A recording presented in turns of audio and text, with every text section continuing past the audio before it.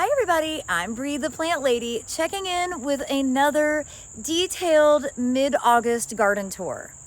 I'm going to start here at kind of the front half of the garage, and we'll take you around through here. We'll dive into the greenhouse, and yeah, let's see what's going on in the garden. So this border last year was awesome. It was full of Salvia leucantha and pink muhly grass, and both of those died completely. Probably it was the cold snap in March where we were really mild, and then we got to 12 degrees and lots of plants were damaged from that. This year it's got lemongrass, which is not traditionally hardy. Here is a type of milkweed. I don't remember which species now. Hoping the monarchs are going to eat that up.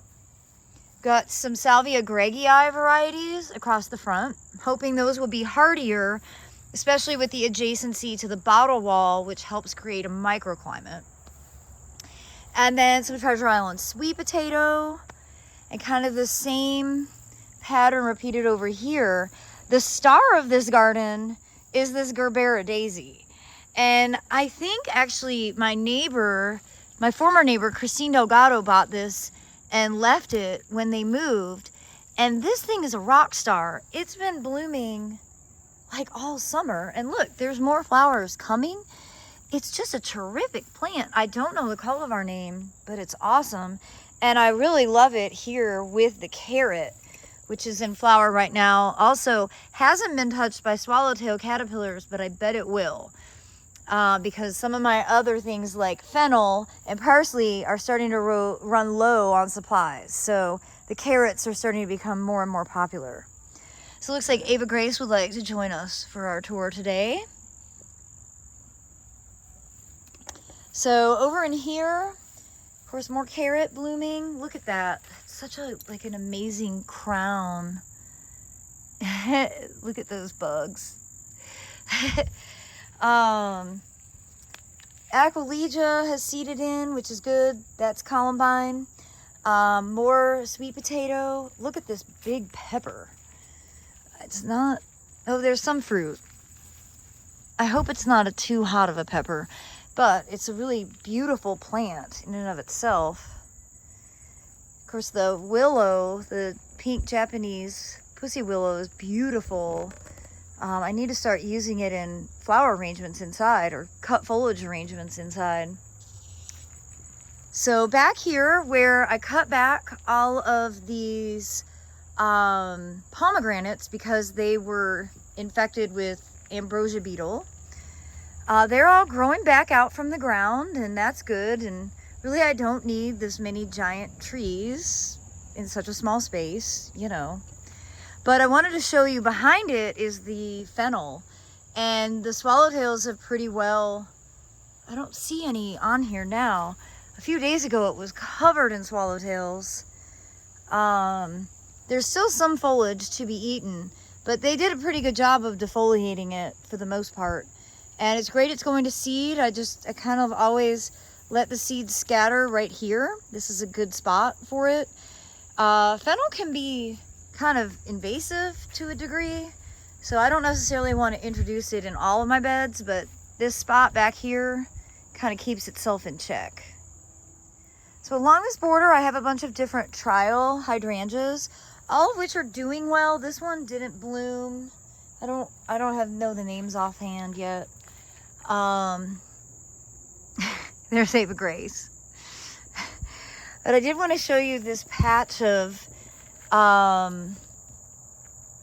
Evita, is it Syningia? Golly, Gloxinia? I second guess myself every time. It's just a really terrific plant. It's going to bloom all the way until we have frost. Really, if you live in Zone 7, this is a must-have ground cover, and it'll grow in full sun. But I mean, look at how well it does in really dense shade. I just think this is truly terrific plant. So what do I have going on in the greenhouse? Well, not too much. However, Savannah did pot up a whole bunch of Prunus mume seedlings. So I'm going to have these available for sale at the fall open garden. Now these are open pollinated seedlings, and most of these are from the tree right there. That's Josephine, which is a really extraordinary bright white, sort of to soft pink flower, super fragrant. I'm not planning on having a huge plant sale at the open garden.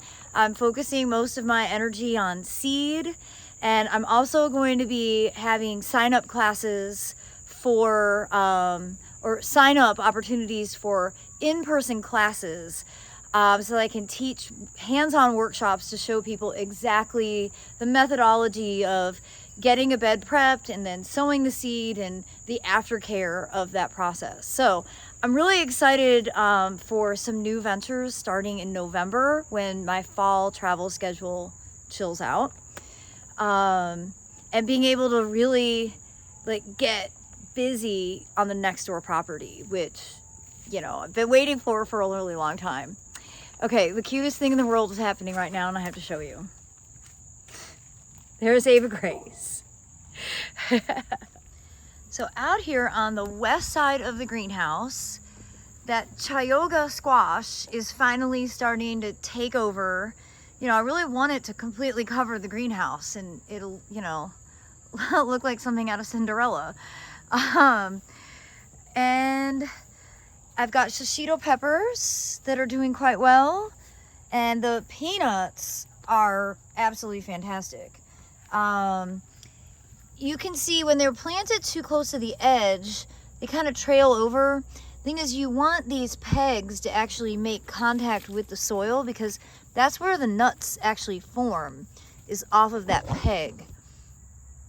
So I think peanuts, for me, in this very warm climate with sandy soil, peanuts are better in the ground than they are in pots.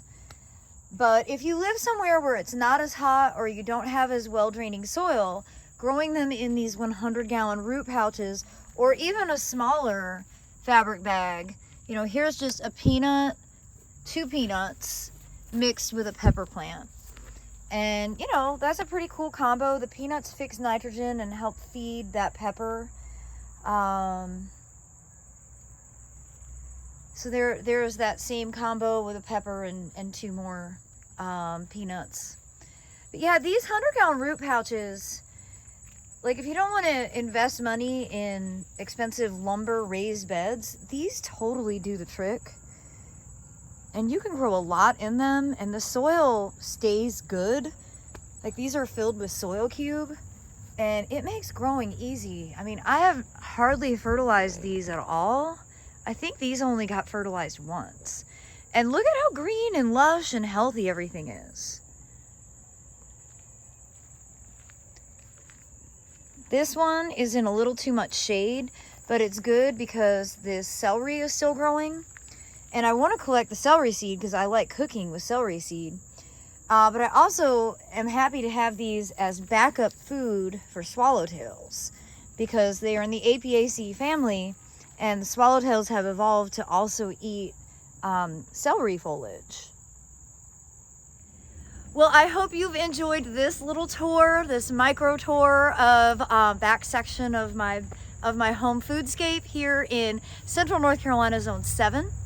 I hope you'll tune in tomorrow for another installation of this brand new video series of really micro detailing tiny sections of my home garden.